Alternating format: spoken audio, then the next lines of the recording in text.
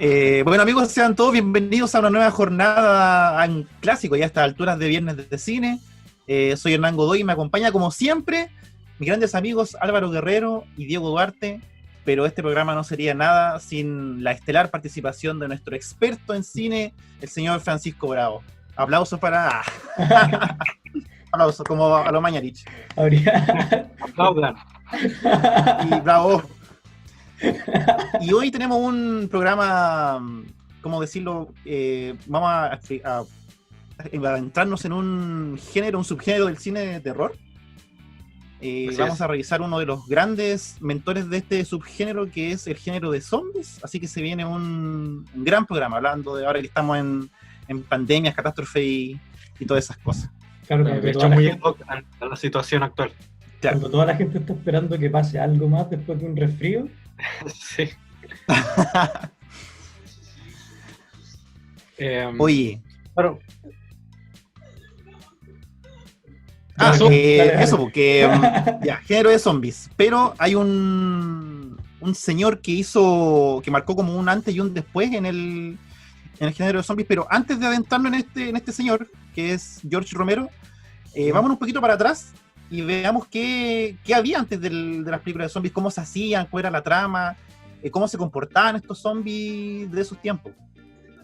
Claro, el término zombie o el concepto de zombie viene como de la cultura como de Haití o países como más centroamericanos, tropicales, en donde básicamente desde el vudú, de lo que es como la brujería vudú, se tiene este concepto del zombie como una especie de acto de magia negra donde se levanta un muerto de su tumba para como utilizarlo como esclavo.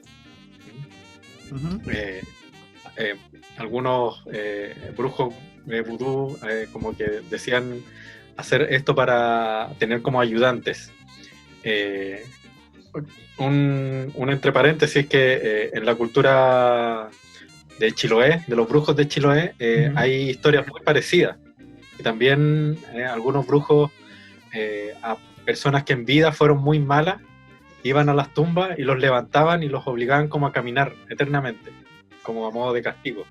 Entonces como que no podían descansar en paz.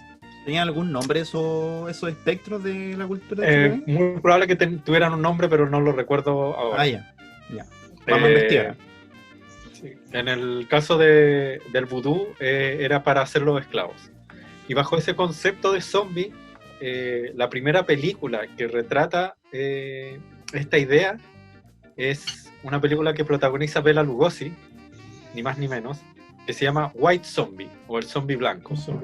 Y precisamente Bela Lugosi hace el papel de un tipo que tiene poderes místicos desde el vudú y levanta muertos desde las tumbas para hacerlos esclavos. Oye, tengo el origen de la palabra zombie. Lance. Dice, la palabra zombie viene del africano occidental, posiblemente del Congo, y se escribe inicialmente como nzambi, que significa espíritu de persona muerta, o el bantú, que es zombie, que es muerto que camina. Y claro, parte del origen de lo que es la cultura vudú y lo que decía el Pancho, como pareció también en la cultura aquí en Chiloé. Claro. Como que con esa idea de zombie, como una especie de muerto que por acto de brujería, como que se levanta de su tumba, se hicieron un par de películas en Hollywood, también una que se llama curiosamente The Walking Dead, sin conexión con la serie, que no sé si se sigue emitiendo, creo que sí. Se sigue emitiendo, 10ª temporada. Wow, ¿cómo pueden sostener 10 temporadas de muertos vivientes? En fin. Y claro, como punto como curioso también, la película Plan 9 del espacio exterior de Ed Wood, que si bien no es propiamente tal una película de zombies, sí pone ciertas cosas de esta idea en la película. A pesar de que Plan 9 del espacio exterior es considerada una de las peores películas de la historia del cine, es una película muy innovadora en cuanto al género de terror. ¿Y por qué es muy innovadora? Porque mezcla dos subgéneros que son muy distintos. De hecho, Plan 9 del espacio exterior es una película de ciencia ficción y una película de muertos levantándose de las tumbas. Y haber hecho eso en esa época era... ¿A quién se le podría ocurrir? Solo a alguien como Ed Wood se le puede ocurrir. Pero eso es como lo que hubo antes. Idea que tal vez en un tiempo, o sea, en un lugar más contemporáneo, se replicaría con los zombies nazis en el espacio. Claro. Muchos dicen que Ed Wood fue como un adelantado, un incomprendido. Como que nunca contó como los recursos, el apoyo para llevar bien a cabo sus visiones. Pero aún así queda como una película de culto. Y esos son como los casos más importantes donde podemos ver cómo esta idea del zombie o del muerto que sale de la tumba. Sin embargo, George Romero, con su película La Noche de los Muertos Vivientes, Night of the Living Dead, toma el tema, pero le da una vuelta, y le da una vuelta bastante interesante, porque más allá de la calidad cinematográfica, que por lo demás es bastante buena, George Romero es un buen director. Es decente, sí. Y más allá de cosas como de presupuesto y efectos especiales, La Noche de los Muertos Vivientes tiene un excelente guión. Sí. Es una muy buena historia, que tiene bastantes capas de lectura. Y claro, George Romero hace algo bastante inteligente que nos da un origen a los zombies, un origen determinado. Y eso hace atractiva la historia también. Claro, en la postura de George Romero con respecto a los zombies, lo menos importante es de dónde surgieron. Claro. Es como lo aún así le da un origen. Claro, pero lo importante dentro de esto es cómo reaccionan las personas ante esta situación de los zombies, porque George Romero también hizo películas sobre vampiros y sobre animales como violentos, por decirlo así. Claro. Creo que en Martin, de 1970 y algo, creo que toma una visión como más vampiresca de su película. Sí. Igual es curioso el cómo comienza a hacer cine o trabajar en televisión George Romero, porque comenzó él trabajando en un programa que se llamaba Mr. Rogers' Neighborhood, que es como las pistas de Blue. Claro. ¿Ya? Comenzó ahí, finalmente consiguió que los productores de ese programa le prestaran plata o lo ayudaran a producir la primera película de George Romero. Entonces tiene un origen en la televisión muy curioso. Bueno. Claro, para los que no han visto, si que hay alguien que no haya visto La Noche de los Muertos Vivientes, un poco el resumen de la historia es que están dos personajes, Bárbara y su hermano, están visitando a su padre en un cementerio, y de repente aparece una persona que camina un poco extraño y resulta ser un zombie. El viejo curado. Aparece de la nada, claro, como el tío curado. Aparece de la nada, camina, medio tambaleándose, y claro, Bárbara piensa que es una persona ebria o alguien como viejo, y claro, resulta que este zombie la ataca. Ella corre, su hermano trata de ayudarla, y en esa lucha contra el zombie, los dos caen y el hermano se golpea la cabeza contra una lápida. Johnny. Mucho. Y ahí parte la historia, donde ella sale en el auto y llega a una casa, en donde se encuentra con otros personajes. Y al final todos estos personajes quedan encerrados en esta casa, con todos los zombies afuera. Esa es la gran premisa de la película, en donde claro, se centra no tanto como en el aspecto de los zombies, sino que más bien en cómo se comportan estos personajes encerrados en la casa. Está Bárbara, está una persona afroamericana, hay una pareja con su hija que están en el sótano, y hay otra pareja más joven que también estaban en la casa. Claro. La pareja más vieja con su hija, el esposo es como el personaje poco deseable o más conflictivo, que tiene un claro problema racista con el protagonista. Y empiezan a desarrollarse las personalidades y los conflictos a través de esto de tenerlos encerrados. Oye, a mí me llamó la atención Pancho, el cambio de personalidad que tuvo Bárbara, desde que se muere el hermano hasta que llega a la casa y se empieza a desarrollar la trama. Perdón, Álvaro, perdón por... No, está bien. Sí, y dentro de lo que le decía el Pancho, que esta película tiene muchas lecturas de la manera que la escribió Sí. George Romero. Este mismo tema que decías tú del conflicto como racial que tiene, Ujú. también va muy acorde al momento en que se hizo la película. En Estados Unidos se estaba viviendo el apogeo del conflicto racial y muchas personas dicen, porque tengo entendido que George Romero no ha dicho directamente, que una de las razones por la que uno de los protagonistas era afroamericano era para tratar de darle una representatividad y para mostrar quizá algunos de los conflictos que estaban ocurriendo en ese momento. Entonces Claro. una película que... En el 68, Claro. la película. Claro, Estaba todo el de hecho tema- es una característica en la trilogía original, por lo menos, de que hay un protagonista afroamericano que es como la punta de la lanza de la trama. Y aparte que siempre se ha hablado de eso, es como lo que mencionaba Álvaro del tema del racismo, como que siempre es como una subtrama o una crítica social en las películas de George Romero. Exactamente. Lo que quiso hacer George Romero es casi como crear un microclima en donde crea una situación extraordinaria donde estos personajes tienen que convivir obligadamente encerrados en esta casa y cómo sus diferentes visiones y personalidades entran en conflicto y cómo no son capaces de, a pesar de lo que está ocurriendo afuera, no son No capaces de ponerse de resolver. acuerdo, weón. Claro, La embarró. exactamente.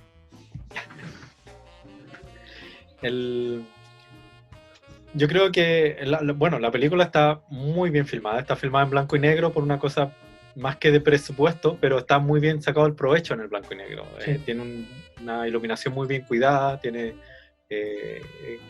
tiros de cámara y escenas que están muy bien construidas. Romero Exacto. logra con poco Por presupuesto como armar una muy buena película. Una de las cosas que yo podría criticarle a La Noche de los Muertos Vivientes es un poco lo débil que es el personaje femenino de Bárbara. Que si bien Claro, lo es que el decía yo, personaje claro. que parte la película, una vez que llega a la casa como que o está Desaparece. histérica o claro, está con shock y no hace absolutamente nada en el resto de la película.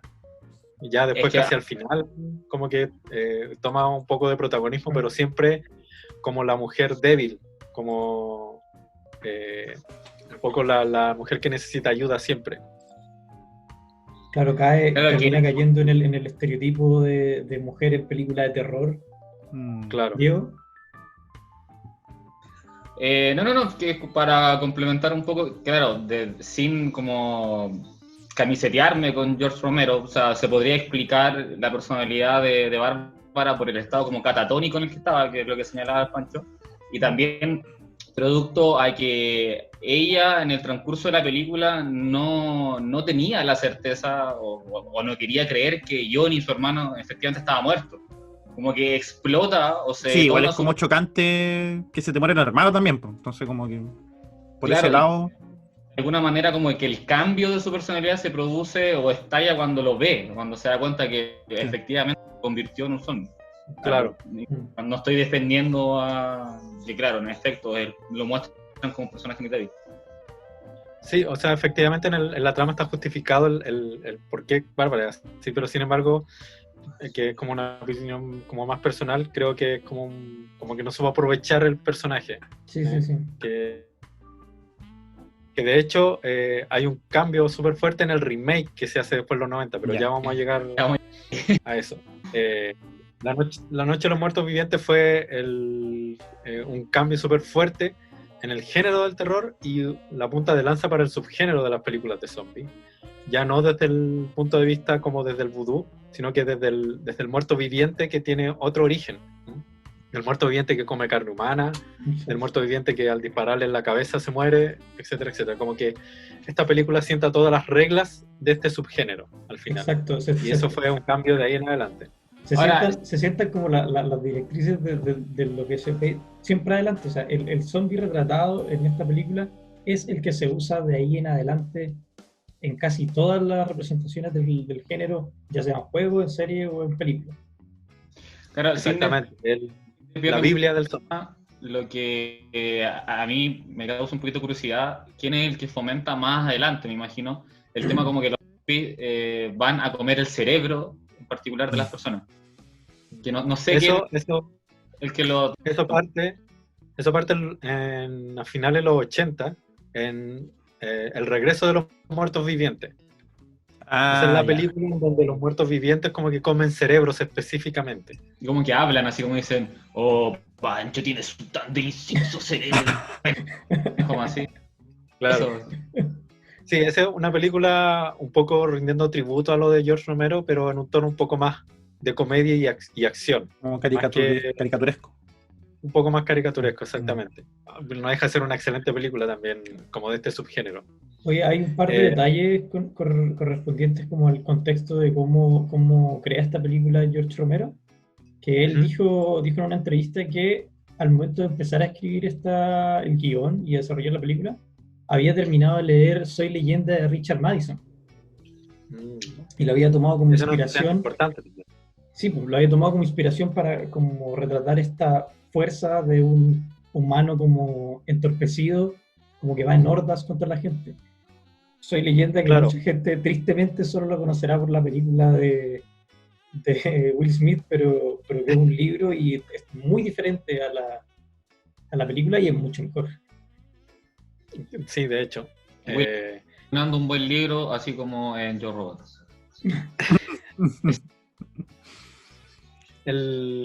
Claro, en el caso como de Soy Leyenda, claro, no son exactamente zombies, sino que es una especie como de pseudo vampiros. Sí. Que, claro, en la película de Will Smith como que les dan un carácter un poco más de zombie, entre comillas, pero claro, es La Noche de los Muertos Vivientes la que toma como todas las reglas del subgénero y del zombie propiamente tal. Claro, obviamente hay mucho de ese libro en La Noche de los Muertos Vivientes. Hay una película que también está basada en el libro de Soy Leyenda, que se llama El último hombre sobre la Tierra, protagonizado por Don Vincent Price, que yo creo que es la mejor adaptación, la adaptación más fiel al libro de Matheson. Así que ahí podrían también... Claro, luego de La Noche de los Muertos Vivientes, que pasa un poco sin pena ni gloria, una película independiente, con bajo presupuesto, en blanco y negro, que termina siendo más como del cine más de universitario, de culto, y que en realidad La Noche de los Muertos Vivientes logra su fama gracias al videoclub, al VHS. Claro. Cuando aparece el VHS y empiezan como a resurgir todas estas películas olvidadas del cine B o del cine de bajo presupuesto, es ahí donde La Noche de los Muertos Vivientes logra como su calidad de culto en realidad, y logra ser apreciada como la gran película que hay al final.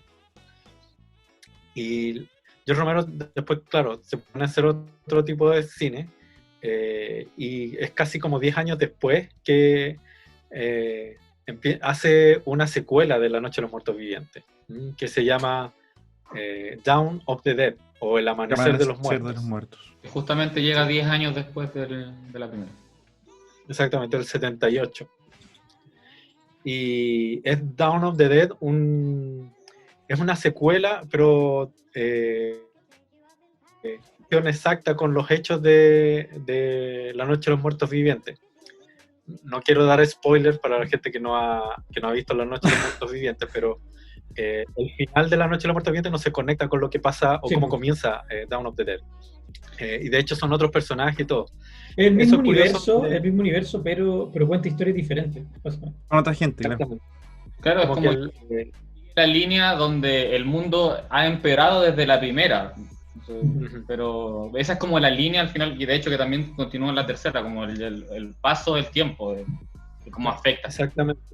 Sí, eso es lo curioso de esta trilogía, en donde no se repiten personajes, sino que la única constante es eso, lo que dice Diego, el cómo va avanzando esta pandemia zombie y va como apoderándose del mundo al final.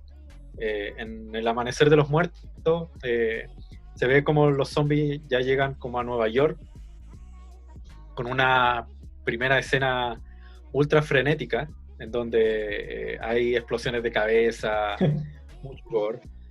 Los efectos especiales para esta segunda película están hechos por Tom Savini. Tom Savini, que es una leyenda de los efectos especiales en el cine de terror. Y curiosamente, en la primera película, en La Noche de los Muertos Vivientes, Tom Savini iba a ser el encargado de los efectos especiales. Sin embargo, fue llamado para la guerra. Y Tom Savini sirvió en la guerra como documentalista, grabando todo lo que pasaba ahí. Y eso hace que no pueda participar en La Noche de los Muertos Vivientes. Sin embargo, sí lo hace en Dawn of the Dead, en donde no solo hace los efectos especiales, sino que también hace un cameo, hace un papel en la película. Tiene un cameo en otra película, ¿cierto?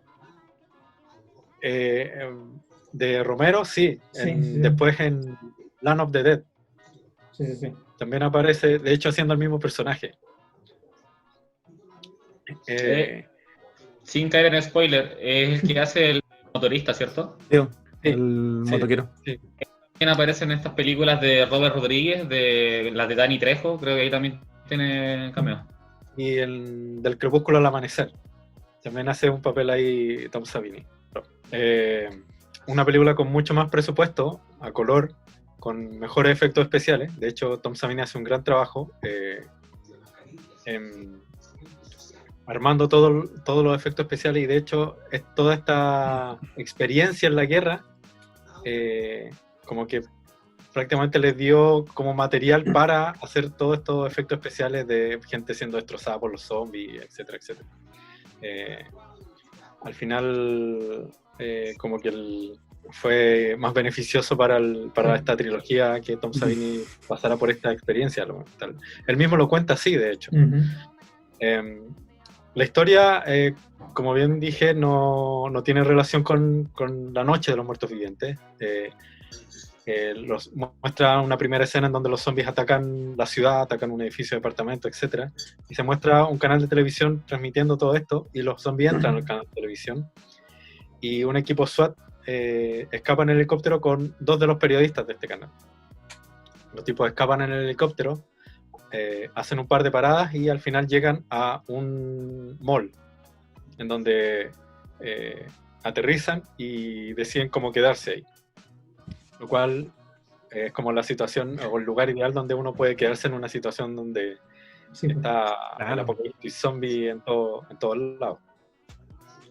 Ahora, igual esta película tiene a modo personal, un no destacable remake en el 2004, creo. Tiene elementos en común solamente, la historia cambia por completo, pero el mall, por ejemplo, se mantiene. Claro. Este personaje es por Snyder, la del 2004. Sí. De hecho. Hay varias películas de George Romero que han tenido su respectivo remake más adelante. De hecho, esta trilogía toda ha sido hecha con remake. Algunos mejores que otros. Claro, la tercera un poquito más lamentable, de hecho tuvo 2 remakes. Sí. Una de las cosas interesantes de El Amanecer de los Muertos es que George Romero no deja de lado tampoco la crítica social. El hecho de que los personajes se refugien en un mall también es una crítica como a la sociedad de consumo al final, en donde hay varias tomas en donde se ven los zombies caminando por el mall. Clara la alusión al que hace George Romero. Y también hay conflictos o como miradas distintas entre los personajes que están en este mall, que a diferencia de la primera película sí terminan trabajando en equipo y pudiendo sobrevivir. para como expulsar a los zombies que están dentro del mall y ellos adueñarse del espacio.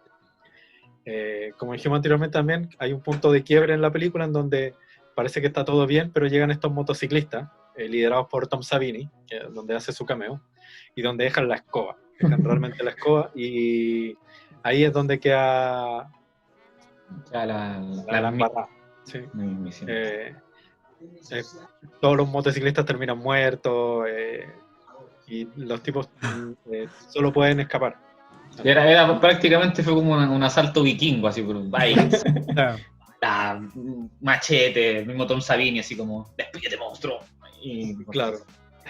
Es curioso cómo empiezan a retratar también como las actitudes de las personas dentro del mall, porque hay gente que empieza a robar plata que no va a poder usar nunca.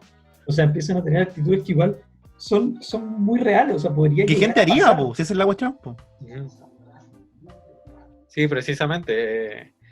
Es muy como de crítica a qué pasaría si estuviera ahí encerrado en un mall, ¿sí? Como que al final, y eso como un punto importante de toda esta trilogía también, en donde lo que hace George Romero es precisamente mostrar cómo la gente se comporta en situaciones que las superan y que al final, como que el mismo George Romero en una entrevista dice, como que los tipos están más preocupados de sus conflictos personales más que de resolver el problema en el que están metidos. ¿Okay? Y eso pasa en las 3 películas al final. Entonces, claro, es un poco lo que vemos hoy en día, o sea, como que estamos más preocupados de la economía. De la economía o de conflictos como pero realmente combatir esto que nos está pasando.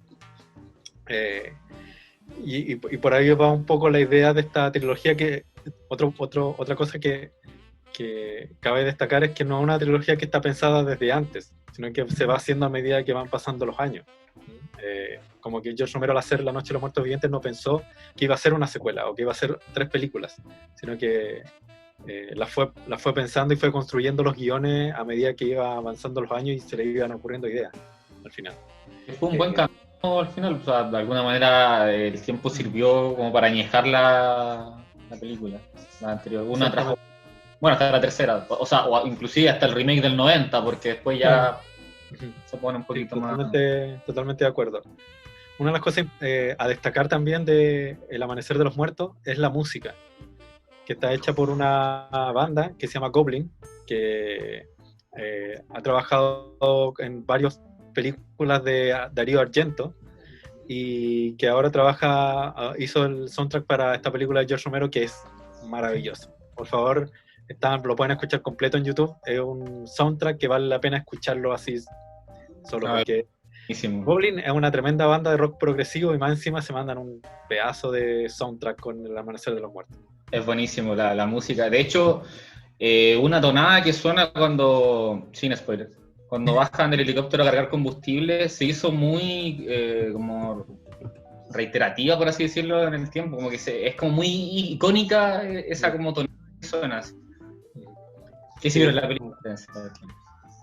Goblin se caracteriza por eso, por hacer temas que son muy característicos en cada película. Con el cine de Darío Argento lo hicieron también, y en este caso no deja de serlo. Como que también es un soundtrack de calidad como los que ha hecho Goblin siempre. Así que y termina siendo una secuela que es tan buena como la primera, que eso también es raro en el cine.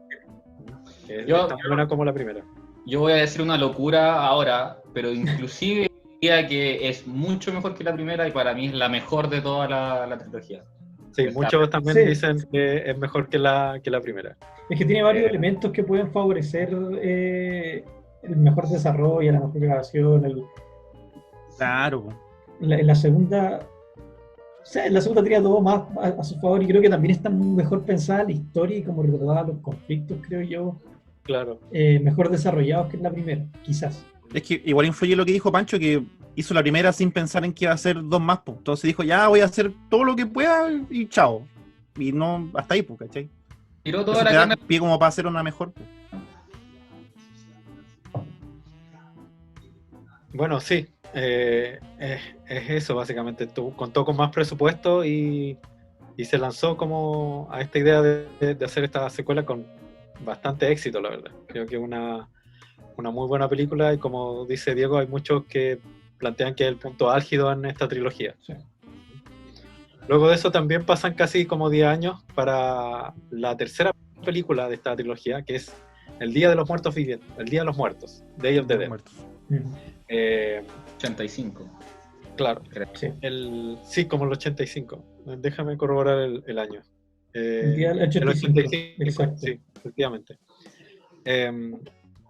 Si se fijan, también hay una correlación en los títulos. Empezamos con la noche, Claro. después Amanecer. seguimos con el amanecer y terminamos con el día.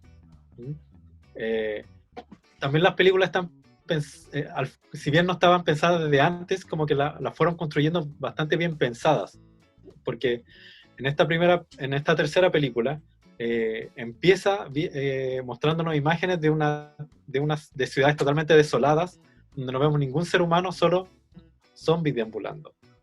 Y eso nos da a entender de que ya esta pandemia zombie se extendió y prácticamente gobierna todo el mundo. De hecho, en un momento se hace una alusión por parte de un personaje a donde el alcance zombie es equivalente a algo así como 400.000 zombies por persona. Claro. Oye, paréntesis, se me encendió la ampolleta y me acordé donde escuché la tonada de Goblin. En la película Shaun of the Dead, con Simon Pegg, que de hecho es uno de los amigos de George Romero. Sí, Mira. Gran dato, gran dato. buen dato. Sí. Oye, es bien Sí. interesante esto que, a pesar de que no había pensado hacer secuelas, estén bien hechas, porque muchas veces suele pasar que cuando una película es exitosa y le meten secuelas por metérselas, terminan siendo no bien pensadas o metidas como así como un calzador. Y dentro de todo fue muy inteligente al lograr ir desarrollando su propio universo película a película. Claro. El tomarse casi 10 años entre cada película también como que, como dice Diego, como que le dio más maduración a la idea y permitió no hacer un proyecto a la rápida o por dinero, sino Claro. que porque realmente había una idea potente detrás de eso. Todo el sustento o la crítica social que hay detrás de las películas o la trilogía de los muertos de Romero es bastante potente y bastante bien pensada también. Y hay que decir que entre película y película también hizo muchos otros proyectos que eso también Claro. colabora en el desarrollo y el crecimiento como director, como escritor. Entonces, como que no son la única, entre película y película hay como 7 o 6 películas que Sí. está haciendo. Sí, tiene una filmografía también bastante extensa, tanto en el cine como en la televisión. Uh-huh. Tiene muchos cameos, de hecho, en televisión, creo. Sí, ha trabajado bastante. George Romero tiene un bastante buen oficio, no solo como director, sino como guionista también. Guionista, sí. Fue un muy buen guionista. Sí, colaboró, claro, como director en proyectos que quizás son más desconocidos o que no eran directamente con sus cosas, o aportando como guionista, como productor en un par de proyectos, y hubo muchos proyectos que rechazó, o de gente, no sé por qué habrían rechazado, le ofrecieron inicialmente el proyecto y después le dijeron que no, que después más adelante lo podríamos comentar. Parece un par curioso. Bueno, una de las cosas más conocidas, aparte de esta trilogía de los muertos, fue este proyecto con Stephen King que se llama Creepshow, que tiene también algo que ver con los zombies, porque hay historias de zombies en esta trilogía. Claro. Ahí también George Romero hace un muy buen trabajo. Creepshow es una muy buena película. La segunda parte, Creepshow 2, no es tan buena, pero la primera sí es bastante de culto y cuenta con muy buenos actores y muy buenas historias también.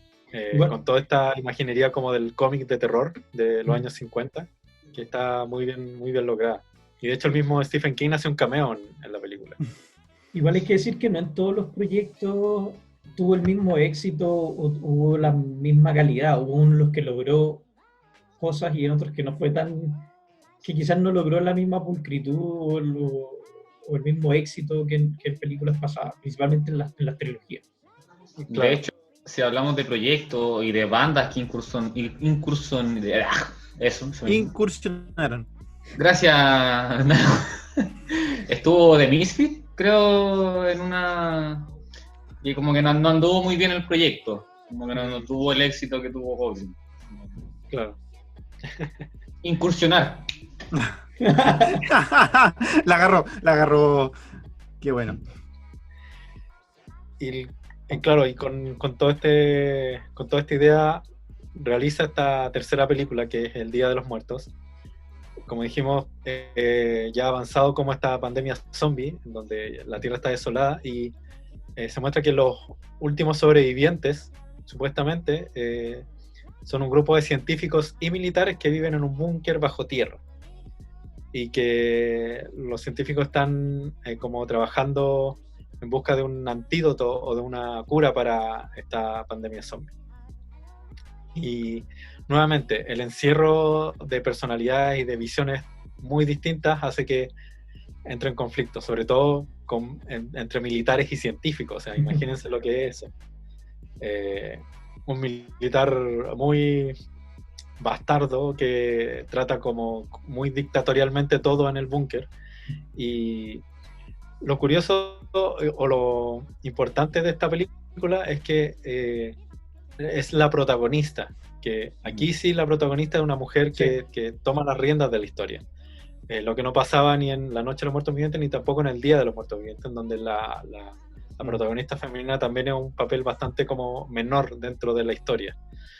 Aquí es todo lo contrario. Aquí la protagonista es la mujer y es ella la que lleva la batuta y la que básicamente resuelve conflictos y como que es la que como que se enfrenta a esta idea o esta como dictadura de este militar dentro del búnker. De hecho, yo no sé si está planteado inicialmente por George Romero porque igual noté como una suerte de camino también de transición del personaje femenino, que si bien en la Noche de los Muertos Vivientes como que no tiene protagonismo, en El Amanecer de los Muertos hay un quiebre en un momento donde de hecho la mujer del grupo dice, ojo, somos 4 personas y también yo puedo tomar decisiones. Entonces como empieza como a imponerse un poquito, también es integrante del grupo, y como dice Pancho, ya en El Día de los Muertos ya es empoderada, alguien que de hecho se para enfrente, militar, ya como dictatorial de alguna manera. Pero no sé si fue planteado por George Romero ese camino, o yo lo noté así, no sé. Es interesante la observación. Efectivamente en la trilogía hay como esta especie de avance o más protagonismo de a poco entre las 3 películas. Pero sí, también desconozco, no he leído nada como de George Romero refiriéndose a ese tema. No sé si lo habrá pensado de esa forma o a lo mejor él se fue dando cuenta que no le estaba dando el protagonismo al personaje femenino que a lo mejor se merecía. Claro. Y que logra en esta tercera película, en donde de hecho el personaje la protagonista es un personaje muy interesante dentro de la película. Nuevamente Tom Savini a cargo de los efectos especiales y con la ayuda de Greg Nicotero, que también terminó siendo un maestro de efectos especiales que trabajó o está trabajando todavía para The Walking Dead y otras muchas películas de terror. De hecho, de los efectos característicos que ya a cabo Greg Nicotero era como la típica como cabeza decapitada y que te movía los ojos, como la punta de la lanza de los efectos. Ahí se ve que en las películas de Romero no solo por su aporte, sino la gente que trabajó con él, hasta el día de hoy sigue siendo influencia en el género de cosas relacionadas. Nicotero y Savini siguen súper, ¿cómo se dice?, contingentes, colaborando en muchos proyectos, tienen sus propias como empresas como dedicadas a los efectos especiales y siguen siendo muy, muy valorados y muy importantes como en el mundo del cine y la televisión. Exactamente, crearon una escuela en el cine de terror, básicamente. Tanto en efectos especiales como lo que hablábamos. Todas las películas de zombies se basan en la trilogía de los zombies de George Romero. Como que es la Biblia para hacer una película de zombies. Claro, al final como que esta película, si bien como que nos lleva a una especie de apocalipsis total zombie, en donde ya toda la Tierra está infectada de zombies, y el desarrollo de la película es bastante oscuro, es bastante como deprimente, todo el mundo Pesimista. encerrado en este búnker, ¿cachai? Como con estos conflictos con los militares. Algunos de los científicos experimentan con los zombies, ¿cachai? Como que están más preocupados de experimentar con los zombies más que de buscar una cura, tal pareciera como que se muestra en la película. De hecho, no, termina la idea. Lo mío, uno de los científicos trata como de hacer que un zombie recuerde su humanidad, como que le enseña distintas cosas, se pone a escuchar música y todo. Y esa es una de las cosas interesantes de esta tercera película, que el zombie como que recupera cierta humanidad al final Claro. de la película. Como que se desarrolla, como que evoluciona y Claro. le ayudan a evolucionar. Claro, exactamente. Y como un poco... Dale. No, yo iba a mencionar que como parte de la premisa o las palabras que decía George Romero, es que él siempre pintaba como el villano al ser humano, y el zombie era producto de la maldad del ser humano. Sí, exactamente.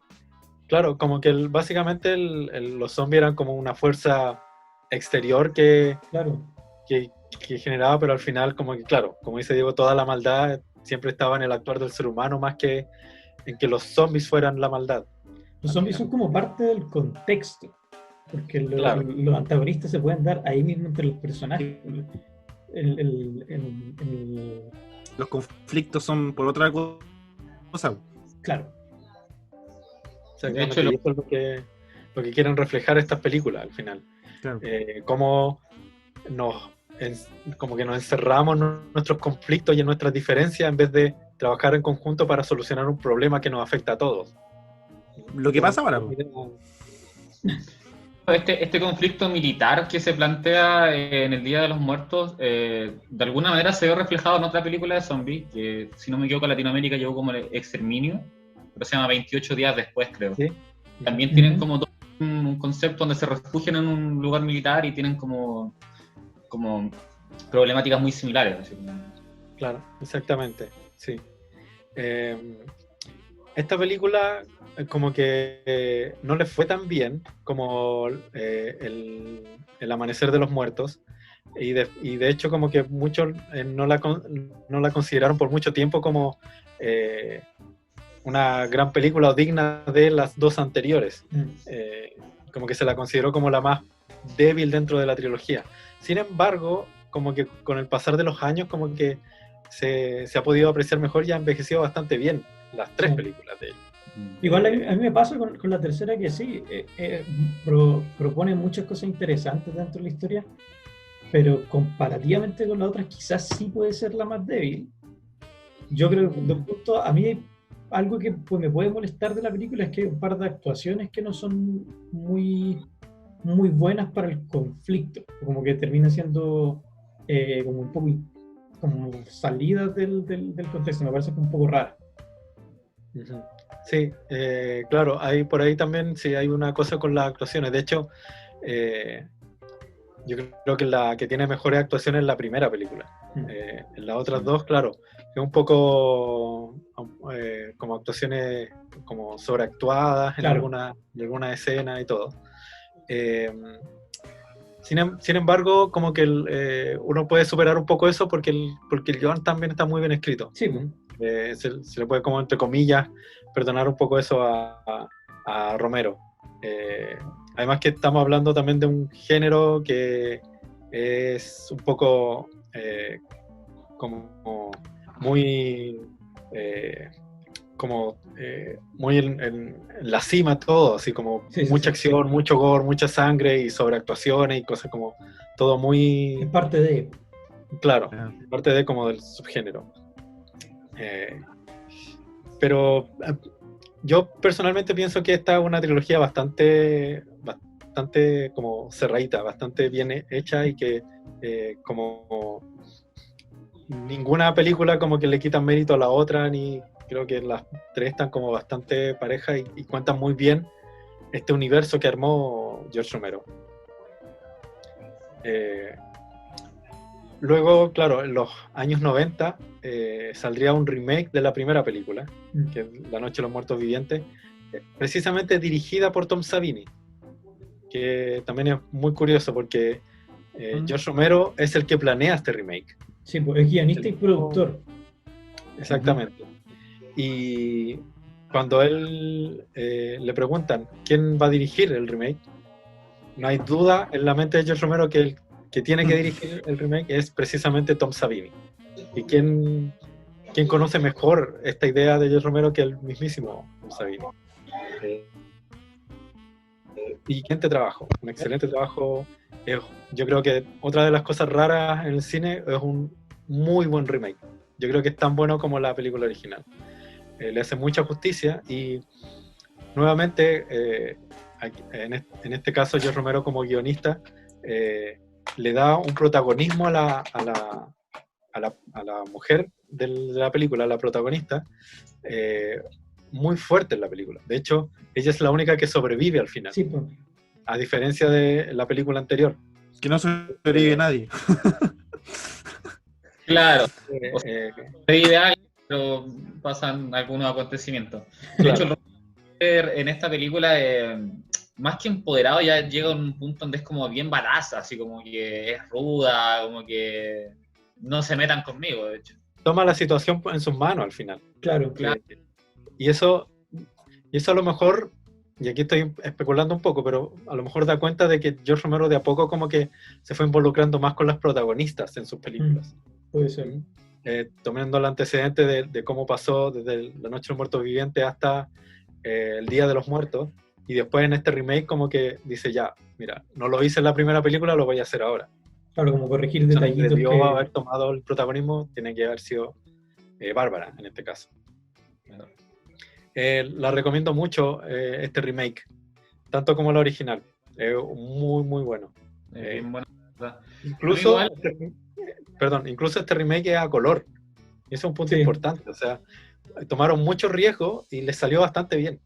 Salió bastante bien. No, y de hecho yo considero que a pesar de que los dos finales son distintos, cierran muy bien, están como muy... son agradables, son armónicos de ver.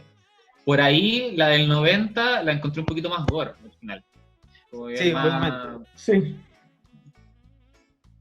Sí, Pero- sí, y era algo que se salía igual de la norma en el tiempo. Fue como igual rompedor el momento, la primera película que mostrara tanto gore. Sí, igual muestra directamente. harto cuerpo, harto cadáver, pero yo creo que porque fue blanco y negro que no se nota tanto, ¿cachai? Pero igual era impactante en ese tiempo, me imagino, ver el cadáver en el segundo piso, ¿cachai? La gente comiendo partes de personas.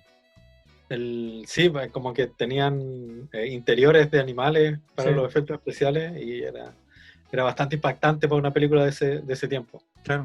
Juego que la sangre es muy dato- curioso porque usaban salsa de chocolate Sí, y aprovechando el blanco y negro pasaba re piola. Sí, claro.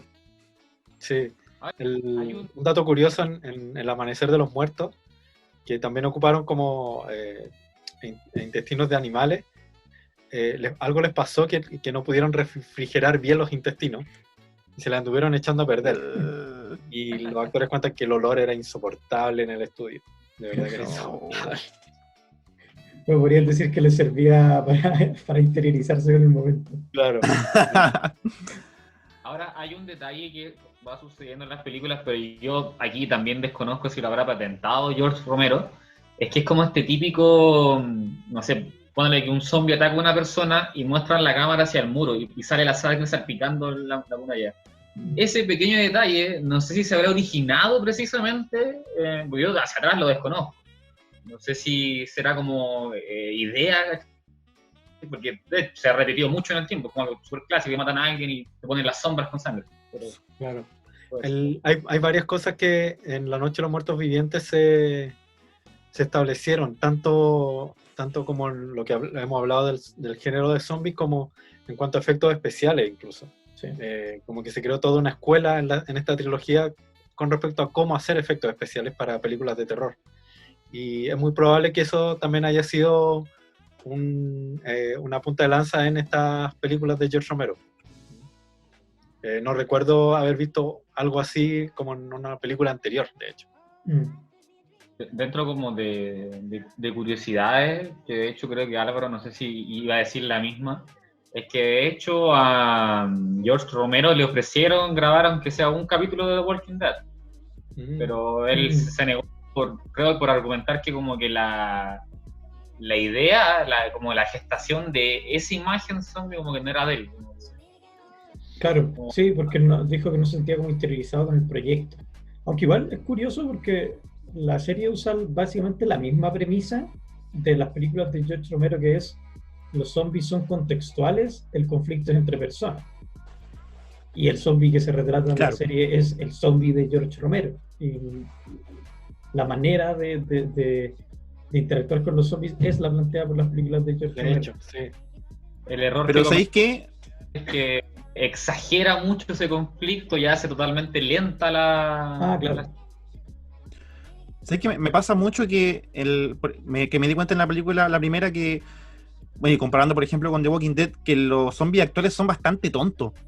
Por ejemplo, en la primera, los zombies como que aprendían cosas, ¿cachai? Como que pescaban un ladrillo y sabían que era como para agarrar a la ventana, sabían que el fuego le hacía mal, entonces como que se alejaban, como que tenían como una cierta capacidad cognitiva de aprender cosas, ¿cierto? Cosa que igual no he visto todas las películas de zombies, pero hay algunas que los zombies son bien tontos, ¿cachai?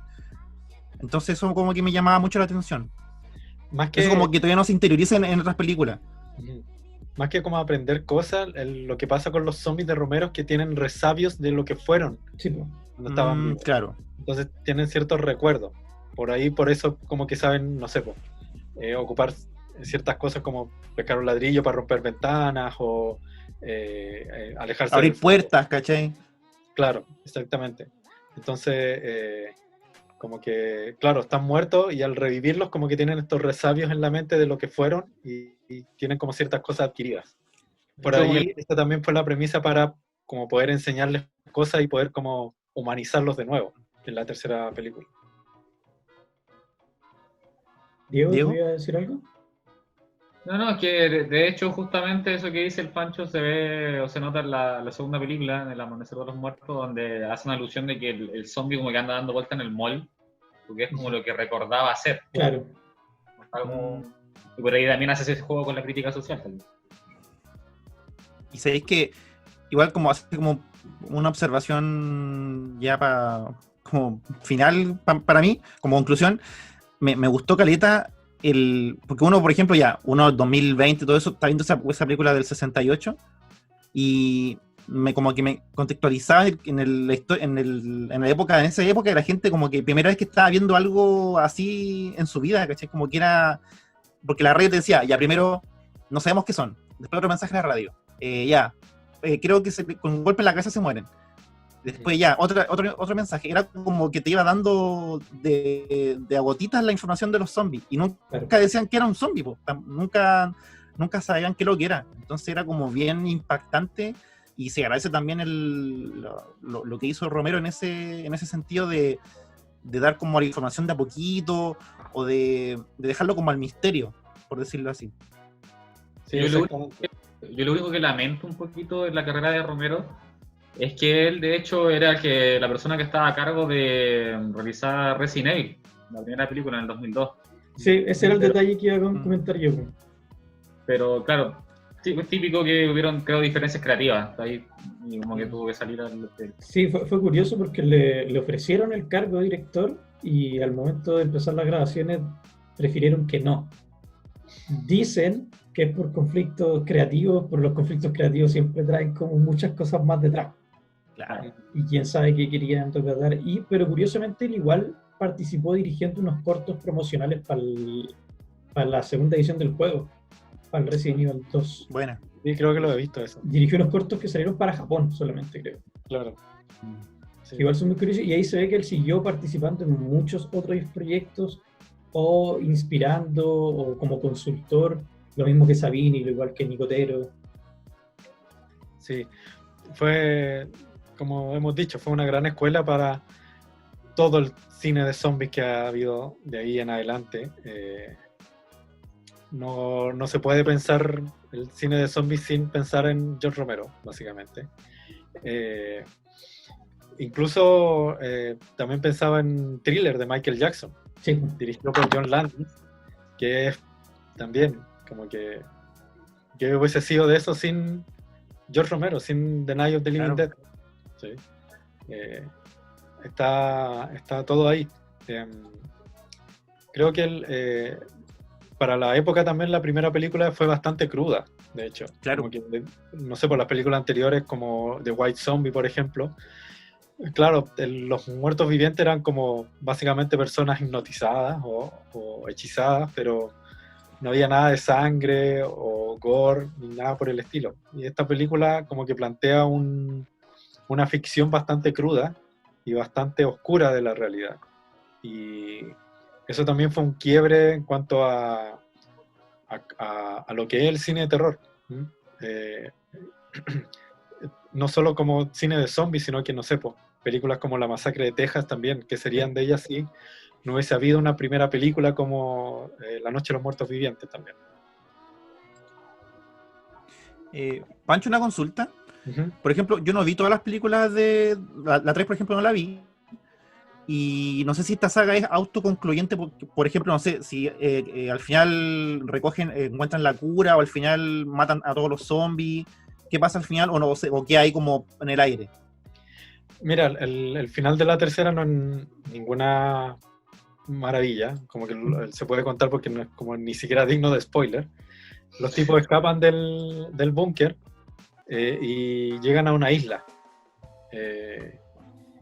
Llega la protagonista con 2 tipos más y como que se quedan ahí en la isla como a salvos, claro.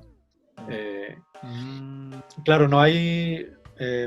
si bien presenta un final, entre comillas, feliz para los protagonistas de la película, no un final feliz para la humanidad, porque mira, zombie, al final. Y de hecho, las películas que desarrolló después George Romero, después de esta trilogía, tampoco plantean una solución al problema zombie. Mencionarlas un poco, son películas que están muy a la sombra de esta trilogía. Una es Land of the Dead, Diary of the Dead, y hay otra más que hizo que Survival of the Dead, claro. Es que aquí... Vale. No, como que George Romero hizo estas películas, pero ya con un catálogo de películas de zombies que se había hecho muy extenso, en donde se habían manejado muchas de las posibilidades. Entonces, como que básicamente, ¿qué podía seguir haciendo George Romero? Que ya ha hecho ya. De hecho, eso es un poco el problema. A Romero de que ya está como reciclando ideas y ya básicamente es como motivo para meter a todos sus amigos. De hecho, creo que hasta Quentin Tarantino metió.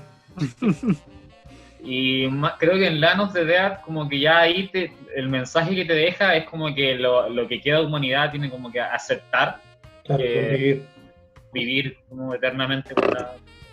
Sí, en ese sentido como que Land of the Dead es ya un poco interesante, no es tan mala, pero tampoco llega al nivel de las anteriores. Y las otras dos, o sea, ni siquiera las recomendaría para ver. Vale. Bueno, amigos, aquí llegamos a un final bastante inconcluso como las películas de Romero. Pero no, bien. Revisamos la trilogía original, los remakes, y también repasamos las otras 3 películas que no fueron tan buenas, pero que siguen siendo interesantes y que vale la pena ver también. Así que nada, pues, agradecer y valorar sobre todo el trabajo de George Romero, porque no es un cineasta que se mencione mucho, siendo que el cine de zombies le debe mucho a él, y las series también, que estuvieron de moda en algún tiempo. Ya no, pero que estuvieron de moda en alguna época. Así es, sí, como que el legado de George Romero sigue hasta el día de hoy. Como que existan series como Walking Dead o películas como Zombieland, etc. E incluso lo que hemos dicho, no solamente en el cine de zombies, el cine de terror en general le debe mucho a George Romero. Fue un pionero en varios aspectos, así que vale la pena. Gracias, Romero. La tecnología. Gracias.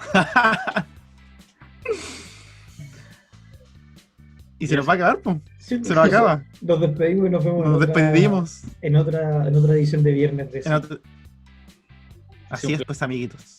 Placer. Siempre es un placer. Alto tema.